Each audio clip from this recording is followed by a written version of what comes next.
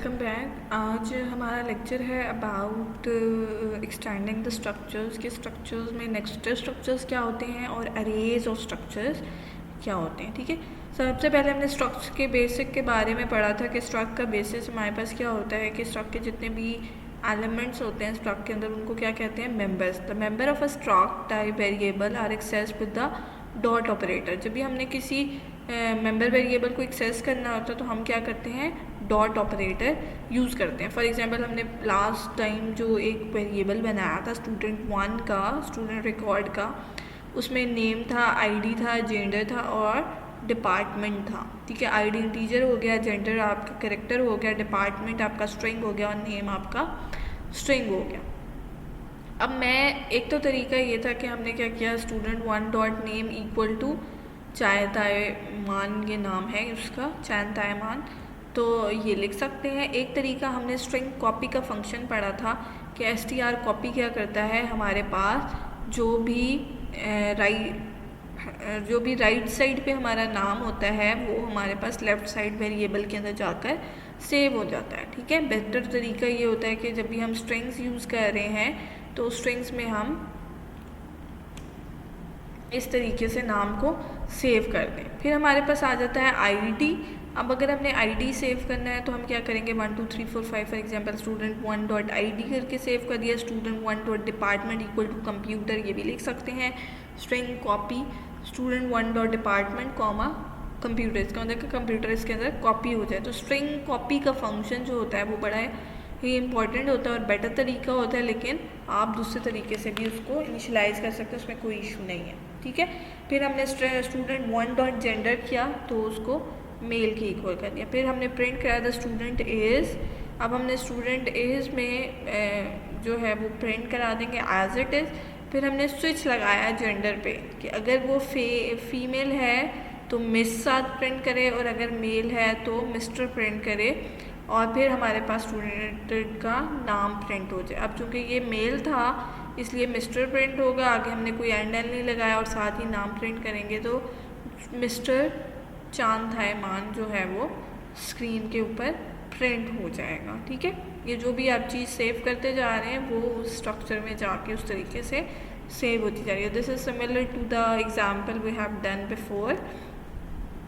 ये एक और एग्जाम्पल उन्होंने बनाई है कि आपने एक स्ट्रक्ट बना लिया, ग्लोबल बनाया है ताकि इसको एक्सेस कर सके। उसके अंदर आपने करेक्टर नेम ले लिए, इंट आईडी ले लिया, करेक्टर डिपार्टमेंट ले लिया, करेक्टर जेंडर ले लिया। ठीक है, उसी की एग्जाम्पल उसने करके बताई है।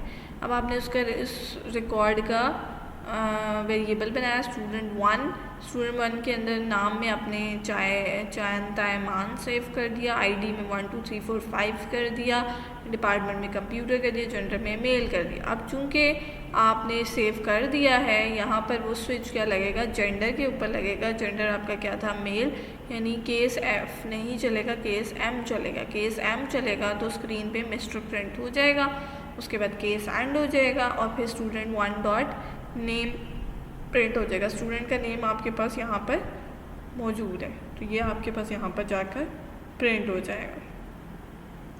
फिर जिस तरीके से आप वेरिएबल्स की असाइनमेंट करते हैं इसी तरह से आप स्ट्रक्चर्स की असाइनमेंट कर सकते हैं कि आपने एक वेरिएबल बनाया होता है इंट a इक्वल टू 5 और आप b कहते हो, b में भी 5 सेव करना है तो आप b इक्वल टू a कर देते हो। सेम इज इट, आपने एक वेरिएबल बनाया था स्टूडेंट 1, उसके अंदर आपने उसी स्टूडेंट की इन्फॉर्मेशन डाली थी और आप कहते हो स्टूडेंट 2 भी स्टूडेंट 1 के इक्वल है, उसका नाम भी वही है, उसकी आईडी भी वही है, डिपार्टमेंट भी वही है, यानी उसी का डाटा आपने कॉपी करना है। तो आप एक और वेरिएबल बनाओ स्टूडेंट 2 और इक्वल टू स्टूडेंट 1 कर दो तो उसकी सारी फील्ड्स के अंदर उसकी सारी वैल्यूज़ चली जाएंगी। ठीक है, जैसे ये यहाँ पर उसने एग्जांपल दिया है कि स्टूडेंट रिकॉर्ड का 2 वेरिएबल बना लिए, स्टूडेंट 1 एंड स्टूडेंट 2। स्टूडेंट 1 के अंदर उसने ये चीज़ें सेव कर ली, स्टूडेंट 2 के अंदर उसने क्या किया, स्टूडेंट 2 को स्टूडेंट 1 दे दिया और स्टूडेंट 2 डॉट जेंडर एफ कर दिया। ठीक है, अब ये हुआ क्या है कि स्टूडेंट 2 के अंदर स्टूडेंट 1 सेव हो गया है, स्टूडेंट 1 का जितनी भी इंफॉर्मेशन थी वो स्टूडेंट 2 के अंदर जाकर सेव हो गई है, लेकिन जो आपके पास जहाँ पर मेल था उसकी जगह फीमेल, नेक्स्ट लाइन में आपने क्या किया, उसका डेटा चेंज कर दिया साथ में ना, इसके ऊपर ओवरराइट कर दिया। जैसे हम a=7 लिखते हैं, फिर नीचे a=9 लिखते हैं, तो 7 रिप्लेस हो जाता है 9 से। इसी तरह स्टूडेंट 2 के अंदर स्टूडेंट 1 की सारी इन्फॉर्मेशन आ गई। स्टूडेंट 2 के जेंडर के अंदर मेल था, लेकिन आपने स्टूडेंट 2 डॉट जेंडर लिखा F, तो मेल की बजाय उसके अंदर क्या आ गया, फीमेल आ गया। ठीक है, अब सी आउट द स्टूडेंट इज, अब स्टूडेंट 2 डॉट जेंडर पे स्विच लगाया, उसने देखा कि जहाँ पर केस F था तो अब वो मिस्टर जानता है मैन की बजाय मिस जानता है मैन जो है वो प्रिंट कर रहा है। ठीक है, this is the difference between कि आप अगर उसका डाटा ओवरराइट कर रहे हो या आपने किसी एक स्ट्रक्चर का डाटा दूसरे स्ट्रक्चर में सेव करना है, तो आप इस तरीके से सेव कर सकते हैं। ठीक है, फिर नेस्टेड स्ट्रक्चर्स आ जाता है आपके पास। नेस्टेड स्ट्रक्चर्स आपके पास क्या हैं कि अगर आप स्ट्रक्चर विद इन स्ट्रक्चर बनाना चाहते हो, जैसे आपने एक स्ट्रक्चर बनाया पॉइंट के नाम से, इसके अंदर आपने 2 वेरिएबल बना लिए x and y, XX and y। अब ये आपके पास एक स्ट्रक्चर है। अब आप दूसरा वेरिएबल लाइन बनाते हो, लाइन में आपको पता है कि 2 पॉइंट्स चाहिए होते हैं, तो आप क्या करोगे, उसके अंदर पॉइंट का वेरिएबल P1, P2 ऐसे भी बना सकते हो, P1 सेमीकोलन P2 सेमीकोलन, वैसे भी बना सकते हैं। ठीक है, और इसका वेरिएबल क्या है, पॉइंट P, इसका वेरिएबल क्या है, पॉइंट H। अगर वेरिएबल से कोई लेना देना नहीं है, ये डेटा टाइप आपकी पॉइंट आ गई, आपने इसी डेटा टाइप को रेफर करना है। पहले आपने पॉइंट डिफाइन करना है, फिर आपने लाइन डिफाइन करनी है। अब लाइन में, ट्राइंगल में आपको पता है 3 लाइन्स चाहिए होती हैं या 3 पॉइंट्स चाहिए होते हैं जो कि कंबाइन हो। 3 लाइन्स भी ले सकते हो, 3 पॉइंट्स भी ले सकते हो। मैंने इधर ट्राइंगल में क्या लिया, पॉइंट P1, P2, P3, तो ये मेरी 3 अगर पॉइंट्स मेरे पास आ जाएंगे तो मेरे पास ट्राइंगल बन जाएगी। तो this is called the basically the structure with in structure, कि ज़रूरी नहीं है कि स्ट्रक्चर के अंदर हमें इंटीजर्स, फ्लोट्स और वो लें, अरेज लें, बल्कि हम इसके अंदर स्ट्रक्चर्स भी ले सकते हैं। ठीक है, अब स्ट्रक्ट लाइन है, पॉइंट P1, P2 है, ये आपके पास लाइन L आ गया। उसके बाद लाइन के अंदर आपने पॉइंट्स 2 बनाने हैं, तो आप इस तरीके से बना सकते हैं। अब अगर आप इसका ग्राफ पॉइंट बनाना चाहते हैं, ग्राफ लाइन बनाना चाहते हैं, ग्राफ ट्रायंगल बनाना चाहते हैं, तो आप बना सकते हैं। ठीक है, क्योंकि आपके पास पॉइंट्स मौजूद हैं जिनके थ्रू आप बना सकते हैं, लूप्स के थ्रू आप इसको डिफाइन कर सकते हैं। ठीक है, अच्छा, point P, line L, triangle T, 3 variable बना लिए। अब इन वेरिएबल में पहला पॉइंट मैंने लिखा, अगर खाली पॉइंट सेव करना है 4, 11, तो कैसे करूँगी, P.X 11, P.Y 4 एंड P.Y 11, तो ये मेरा पॉइंट बेसिकली डिफाइन हो गया, दिस इज़ अ पॉइंट। अब मेरे पास जो लाइन है दैट कंटेन्स 2 पॉइंट्स, तो जब हम लाइन को इनिशलाइज करेंगे तो हम लाइन डॉट P1 करेंगे, क्योंकि हमने इसके अंदर पॉइंट P1 और पॉइंट P2 दो बनाए थे। तो P1 हमारे पास 2 और 7 हो जाएगा और P2 हमारे पास 10 और 9 हो जाएगा। तो ये 2 पॉइंट मैंने नीचे, ये ग्राफिकली नहीं है, ये समझाने के लिए ग्राफ बनाया मैं। बेसिकली ये आप इसको कोडिंग की लैंग्वेज में इसके अंदर वैल्यूज़ को सेव कर रहे होते हो। फिर आपके पास ट्राइंगल आ जाती है, तो ट्राइंगल के लिए आपको 3 पॉइंट सेव करने हैं। तो आप क्या करोगे, T.P1.X इसमें 2 आ जाएगा, P1.Y इसमें 0 आ जाएगा। इसी तरह सेकेंड पॉइंट के लिए आप 8 और 3 कर देंगे और थर्ड पॉइंट के लिए आप 6 और 5 कर देंगे। ठीक है, इस तरीके से आप जो है वो पॉइंट्स जो है वो स्टोर कर सकते हैं। अच्छा, जिस तरह से हमने नेस्टेड स्ट्रक्चर्स पढ़े हैं, इसी तरह स्ट्रक्चर्स की अरेज भी बना सकते हैं। हम स्ट्रक्चर्स की अरे कैसे बना सकते हैं कि हम एलिमेंट में अरे क्या करते थे, इंट अरे बनाएंगे तो इंट के सारे आपके पास एक रो में सेव हो जाएंगे। लेकिन अगर आप स्ट्रक्चर की बनाएंगे तो जैसे ही आपके स्ट्रक्चर के नाम, आईडी, वो सारी चीज़ें थी, वो सारी जो है वो डुप्लीकेट होती जाएंगी और वो कंसेक्टिव लोकेशन पे सेव होती जाएंगी। तो this is the better approach कि आप अरे बना लें स्ट्रक्चर्स की, और अगर आप एक से ज़्यादा पर्सन्स का डेटा स्टोर करना चाहते हैं तो आप उसकी अरे बनाएं और उन पर्सन्स के डेटा कंसेक्टिव लोकेशंस पे आपके पास सेव होंगे और आपने एक्सेस करने हैं तो आप उसके थ्रू एक्सेस कर सकते हैं। ठीक है, अरे ऑफ स्ट्रक्ट जो है वो मल्टीपल टाइप ऑफ डाटा आपके पास एक अरे के अंदर आ सकता है, क्योंकि आपकी स्ट्रक्चर अरे है। आपकी अरे की डाटा टाइप क्या है, स्ट्रक्चर है। तो this is an interesting phenomena जो कि हम यूज़ कर सकते हैं, और मैं अभी आपको यूज़ भी करके दिखा देती हूँ कि कैसे करेंगे। ठीक हो गया। अच्छा, अरेज ऑफ स्ट्रक्चर्स आप कैसे कर सकते हैं कि आपने स्टूडेंट रिकॉर्ड बनाया। अच्छा, सी कैपिटल होना चाहिए क्योंकि स्मॉल की सी जो होता है वो आपके पास एक कीवर्ड होता है। तो स्टूडेंट रिकॉर्ड क्लास 100, ठीक है। फॉर एग्जांपल 100 की आपकी क्लास है, तो आप 100 स्ट्रक्चर्स बनाने की बजाय आप स्टूडेंट रिकॉर्ड का एक वेरिएबल बना रहे हैं। उस वेरिएबल के अंदर आपने क्या किया है, 100 उसकी लेंथ दे दी है। इसका मतलब है कि आपके पास 100 स्ट्रक्चर जो हैं वो सेव हो गए। अब आपने क्या करना है, आपने क्लास 98 डॉट नेम यानी 99 स्टूडेंट का नाम आपने ये रखा है, ठीक है। क्योंकि इंडेक्स जो होता है वो आपके पास क्या होता है, एक लेस होता है ना, 0 से स्टार्ट होता है। तो 99 स्टूडेंट, 100 में से 99 स्टूडेंट की आईडी जो है वो 1 2 3 4 5 है, उसका डिपार्टमेंट कंप्यूटर है, उसका नाम ये है और जेंडर उसका मेल है, ठीक है। और जो आपका फर्स्ट स्टूडेंट है उसको आपने 98 स्टूडेंट के इक्वल कर दिया, ठीक है। ये आपका इस तरीके से जो है वो, ये आपका 98 स्टूडेंट था, यहाँ पर आपने वैल्यू डाली और ये आपके पास जो है वो कॉपी हो रहा है इनटू द फर्स्ट लोकेशन। ठीक हो गया। अच्छा, फिर अरे इनसाइड स्ट्रक्चर। अब दो डिफरेंट चीज़ें हैं बेटे।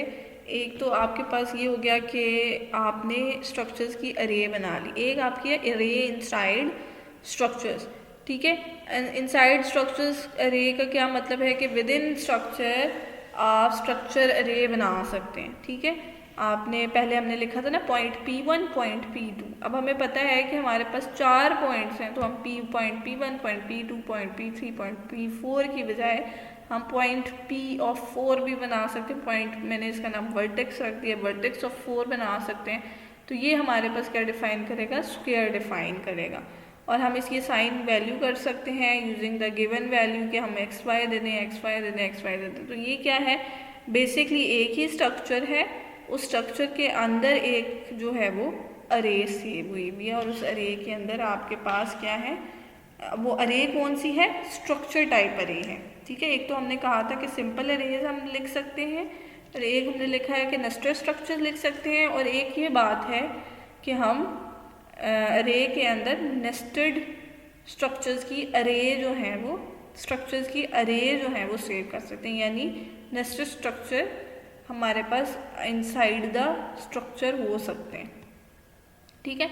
This is all about the structures. थोड़ी सी एम्बिग्विटी अगर रह गई है तो हम उसको सॉल्व कर लेते हैं कैसे, कि हम इसकी एग्जाम्पल भी कर लेते हैं। थोड़ा सा बेसिक्स हमने पढ़ लिया था, बेसिक्स कैसे है, हम स्ट्रक्ट टू स्ट्रक्ट असाइनमेंट भी आसान है। नेस्टेड स्ट्रक्चर्स को हम थोड़ा सा डिस्कस कर लेते हैं, जैसे इन्होंने बनाया है कि पॉइंट पे ही बना लेते हैं ताकि लेक्चर भी ज़्यादा क्लियर हो जाए। एक हमारे पास स्ट्रक्चर है पॉइंट का, यानी हमने एक P पॉइंट ले लिया है और उसका नाम, उसमें हम क्या रख लें, इंट ही रख लेते हैं, इंट x और इंट y। तीन हमारे पास, दो हमारे पास x y z भी ले सकते हैं वैसे हम, z प्लेन, लेकिन अभी रहने थे z प्लेन के जो हमारे पास डेटा अवेलेबल है हम उसी के हिसाब से कर लेते हैं। अब मैंने इस पॉइंट को इनिशियलाइज करना है। मैंने कहा कोई एक पॉइंट है और उस पॉइंट में का जो x पॉइंट है वो क्या था हमारे पास, हम यहाँ से देख लेते हैं ताकि हमारा जो है ना एग्जैक्टली वैसा ही बने। x पॉइंट हमारे पास था 27, ठीक है। x हमारे पास क्या है, एक पॉइंट हमने बनाया 2 और एक पॉइंट हमने बनाया 7, ठीक है। अच्छा नहीं, ये तो लाइन वाले थे हमारे पास, 4 और 11, ठीक है। पॉइंट अगर हम सिंपल पॉइंट बनाना तो दैट इज़ 4 एंड 11। अब अगर हमने लाइन बनानी है तो हम क्या लिखेंगे, स्ट्रक्ट लाइन, एंड लाइन के अंदर हम क्या करते हैं, पॉइंट ऑफ P1 P2, ठीक है। ऐसे भी लिख सकते हैं, P1 सेमीकोलन पॉइंट P2 ऐसे भी लिख सकते हैं, ठीक हो गया। अच्छा, अब हमने लाइन को इनिशियलाइज करना है, तो लाइन लाइन लिख सकते हैं आप, ठीक है। वेरिएबल का नाम भी सेम रख सकते हैं या आप li लिख लें, जैसे भी आप रखना चाहो, ठीक है। अब li को आपने इनिशियलाइज करना है। अब li dot p1 dot x, यानी आप 2 पॉइंट डिफाइन करेंगे और वो 2 पॉइंट क्या थे, 2 और 7। li dot p1 dot y equal to 7 class. हाँ, बस आधा घंटा। चलो फिर ना मैं ना कुछ डिस्कस करना है ऑनलाइन। आप ऊपर ही क्लास, मैं आती हूँ फिर। मैं आती हूँ। li dot p2 dot x equal to, हमारे पास 10 है। li dot p2 dot y हमारे पास क्या है, 9। ये हमारे पास 2 पॉइंट बन गए, P1 और P2, और इन 2 पॉइंट्स के थ्रू हमारी जो है वो लाइन ड्रॉ हो सकती है, ठीक है। अब लाइन ड्रॉ कैसे करनी है ये भी हम सोच सकते हैं कि हम कैसे करनी है। अब वो समझ आपको आ गई होगी कि बेसिकली ये स्ट्रक्चर है और इस स्ट्रक्चर को मैंने विद इन दिस स्ट्रक्चर लिख दिया है, तो ये मेरे पास क्या है, स्ट्रक्चर विद इन स्ट्रक्चर हो रहा है, ठीक है। अब स्ट्रक्चर अरे भी डिस्कस कर लेते हैं। स्ट्रक्चर अरे हमारे पास क्या थी, स्ट्रक्ट ट्रायंगल को हम ऐसे कर लेते हैं ना, जो ट्रायंगल इधर बनी हुई है उन्होंने, तो इसी के थ्रू P1 का हम कहते हैं पॉइंट P3, ठीक है। पॉइंट P ऑफ 3012, हाँ ठीक है। 3 एंगल हमारे पास बनते हैं। अब जब हम इसको इनिशियलाइज करेंगे, this is interesting, li dot p of 0, this is अरे ऑफ, सॉरी लाइन तो है ही नहीं हमारे पास, ट्राई हमने बनाना है, ठीक है। अब हम वेरिएबल क्या बनाएंगे, ट्राई t, ठीक है, ट्राई t, और t dot p of 0 dot x, clear है। अब उसने मुझे सजेशन भी दिया, इसका मतलब है कि हम सही जा रहे हैं। अच्छा, इसमें पहला पॉइंट क्या है 2 और दूसरा पॉइंट क्या है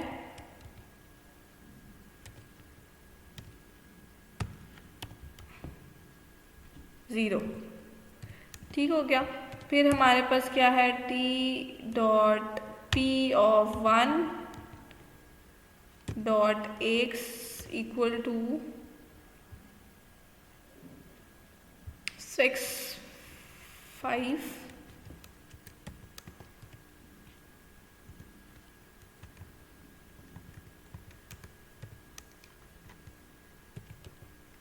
p of 1 dot y equal to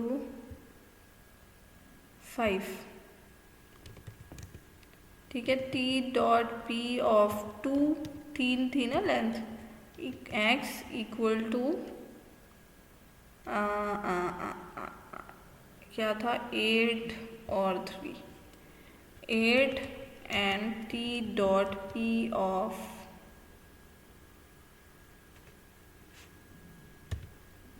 2 equal dot y equal to 3, ठीक है। तो ये हमने एक पॉइंट बना लिया, एक लाइन बना ली और एक हमने ट्रायंगल बना ली है, बनाई हुई है, इनिशियलाइज की है। अगर हम इसको इस ग्राफ के थ्रू प्लॉट करना चाहते हैं तो कैसे करेंगे। अच्छा, अब ऐसा करते हैं कि ये है हमारे पास 10, 1 2 3 4 0 1 2, हाँ 10 क्रॉस 10 का ये एक मैट्रिक्स बन रहा है ना हमारे पास, मतलब 10 x के लॉन्ग है और 10 y के लॉन्ग है। तो अगर इसको हम थोड़ा सिर्फ पॉइंट के लिए ट्राई करते हैं कि फॉर लगाते हैं, हम फॉर भी नहीं लगाते, इसका एक तरीका, हाँ फॉर तो लगनी पड़ेगी। हम एक मैट्रिक्स बनाते हैं 2D, जो हमने 2D मैट्रिक्स पढ़े थे ना, अब यहाँ काम आएंगे। 10 क्रॉस 10 का, लंबा हो गया ना, 10 क्रॉस 10 का, और इसको हमने वैल्यूज़ देनी है। अब बैठ के वैल्यूज़ देना बड़ा मुश्किल है, हम इसको लूप से ही देते हैं। For int i equal to 0, i less than 10, i plus plus. ठीक है, ये मैंने भी ट्राई नहीं किया तो मिलकर ट्राई करते हैं, मे बी चल जाए। For int J equal to 0, j less than 10, j plus plus. ठीक है, मैंने जो समझाने के लिए ग्राफ बनाया था, हम देखते हैं कि वो हम एक्चुअल में भी प्रोग्रामिंग के थ्रू बना सकते हैं। This is basically real time problem कि आप देखो अगर इसको हमने करना है तो हम कैसे कर सकते हैं। ठीक है, अच्छा अब हम क्या करते हैं, सिर्फ एक पॉइंट के लिए करते हैं। पॉइंट हमारे पास क्या है, पी डॉट एक्स। हम देखते हैं कि इफ़, अब इसमें x क्या है i और y क्या है j। If i equal to P dot x में जो भी वैल्यू हो, बेशक जो भी वैल्यू हो, तो आप क्या कर दो, सी आउट कर दो क्या, हिस्टेरिक। ठीक है, जब पॉइंट आए तो ये प्रिंट हो जाए, अदरवाइज जो है वो सी आउट कुछ गलत लग रहा है। अच्छा हाँ, अच्छा मैं बताती हूँ इसमें क्या है, सी आउट,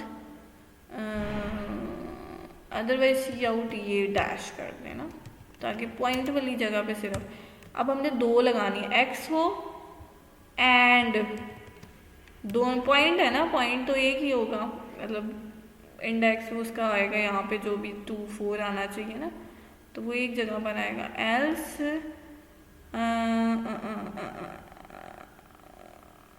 ये आ जाएगा I equal to P dot X and J equal to P dot Y. ठीक है, अब समझ में भी आपको आया कि नहीं आया। उसमें मैंने क्या किया है, मैट्रिक्स बनाया है। ये मैट्रिक्स भी बनाने की ज़रूरत नहीं है, बस सिंपल 10 क्रॉस 10 के हमने प्रिंट कराने स्क्रीन के ऊपर। हमने क्या किया, 10 रोज, पहली रो प्रिंट कराई, रो कंप्लीट हुई तो हमने एंड एल प्रिंट कराना है लाजमी, ताकि वो वरना एक ही रो में जाएंगे। ठीक है, पहली रो स्टार्ट की, फिर पहली रो का पहला कॉलम, दूसरा कॉलम, तीसरा कॉलम, सारों में ये वैल्यू आ जाएगी, जहाँ पर पॉइंट आएगा वहाँ पर ये आ जाएगी। अब इसको चला के देखते हैं कि ऐसा कुछ होता है कि नहीं। अगर होता है तो फिर तो हम लाइन भी ड्रॉ कर सकते हैं and we can draw the triangle as well. So let's, oh no, ये प्रिंट नहीं हुआ। अब क्यों नहीं हुआ, आई पी डॉट एक्स कभी भी नहीं हुआ, ऐसा तो नहीं हो सकता। आई 0 से स्टार्ट हो रहा है और 10 तक जा रहा है, और जे हमारा 0 से स्टार्ट हो रहा है और 10 तक जा रहा है, और लाइन हमारी क्या है 4 और 11। ओ 11 पॉइंट तो है ही नहीं हमारे पास, इसको कम करें ना। 10 से तो हम लेस पे जा रहे हैं, हम तो 10 से ऊपर भी नहीं जा रहे हैं, तो यहाँ पे 10 वैल्यू आ रही है, इसका मतलब है कि इसको हम 12 कर देते हैं। ठीक है, इसको आप कहते हैं डीबगिंग करना, यानी फाइंड आउट करना कि हमारा क्या एरर हो सकता है। अब तो आना चाहिए 4th रो में 11 नंबर पे स्टैटिक प्रिंट होना चाहिए। लेट्स सी, तो कंपाइलेशन में ही बहुत टाइम, यस हो गया ये, लेकिन अच्छा लेस देन 12 किया है ना, तो वो 11 तक चला है। अगर इसको हमने इंक्रीज करना है तो इक्वल टू भी कर सकते हैं। ठीक है, so we are successful in doing this. तो हम इसको लाइन को भी ट्राई कर लेते हैं फिर तो हम। अब लाइन के लिए हम क्या करते हैं कि जब p1 dot x li dot p1 dot x आए, ठीक है, इसको हम अब देखिए कंडीशन विद इन कंडीशन भी बना सकते, एक और इफ भी लगा सकते हैं, लेकिन मैं जो है ना वो थोड़ा लेज़ी प्रोग्रामर हूँ, तो हम क्या करेंगे, इसी के साथ ही कंडीशन लगाऊंगी मैं। और लेकिन कुछ लोगों के लिए कॉम्प्लिकेटेड होता है, वो एक और इफ लगा सकते हैं। ठीक है, और हमारे पास अगर li dot p1 dot X equal to I, equal लाजमी लगाइएगा वरना सारा खराब हो जाएगा, and li dot P X dot Y equal to J I, तो आप क्या करो, ये प्रिंट कर दो हाँ ये, लेकिन ये P1 के लिए, P2 के लिए दोबारा करना पड़ेगा, ये तो बड़ा मसला है। इसी को यहाँ से कॉपी करते और इससे li.p2.x और li.p2.y, मतलब इन तीनों पॉइंट्स पे डायरेक्ट प्रिंट कराओ, अदरवाइज तुम जो है ना वो डैशेस प्रिंट कराओ। अब इसको चला के देखते हैं।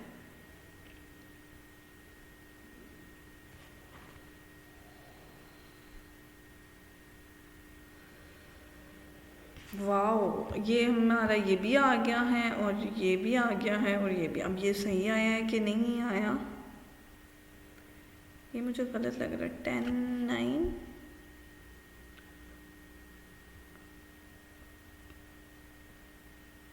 x 10 है और y 9 है। x 10 है, सही है, और y 9 है, ये तो सही है।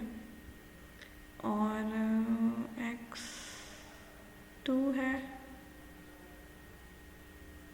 x 2 है, 0 1 2, ऐसा सही है। ये वाली लाइन है और ये वाला पॉइंट है। अब डिफरेंस इसलिए आ रहा है ना क्योंकि इधर जो हमने काउंट चेंज कर दिए थोड़े से, तो ये थोड़ा मैच करके देख लेंगे, लेकिन ये हो रहा है, सही हो रहा है मेरे हिसाब से। इनिशियलाइज करते हुए हमने 2 7 और 10 9, ठीक हो गया। अच्छा, अब इसमें ये भी सोचा जा सकता है कि हमारी जो लाइन है उसके बीच में विद इन लाइन जो है वो सारा किस तरीके से प्रिंट हो सकता है कि जो लाइन के एक पॉइंट भी हमारे पास आ गया है, सेकेंड पॉइंट भी आ गया है, तो लाइन की इक्वेशन क्या होती है उसके थ्रू हम ये बीच वाले पॉइंट्स ड्रॉ कर सकें, लेकिन उसमें फिर पॉइंट वैल्यूज आ जाती है ना, और हमने इसको इंटीजर टाइप लिया है तो वो थोड़ा डिफ़िकल्ट हो जाएगा। ठीक है, इसी तरीके से आप ट्रायंगल के भी कर सकते हो। ट्रायंगल में फिर आपको t.p0 of x, t.p0 of y इस तरह करके करना पड़ेगा कि जहाँ पर वो पॉइंट है। तो ये हम इसको एक ग्राफिकल रिप्रेजेंटेशन को और बेटर तरीके से भी हम कर सकते हैं, लेकिन पर्पज़ ये था कि हमने ये समझना है कि हम स्ट्रक्चर के अंदर स्ट्रक्चर कैसे लिख सकते हैं। अब ज़्यादा इंटरेस्टिंग हो गया है कि हमारी arrays, structures, loop, switches, if else सब कंबाइन हो गए।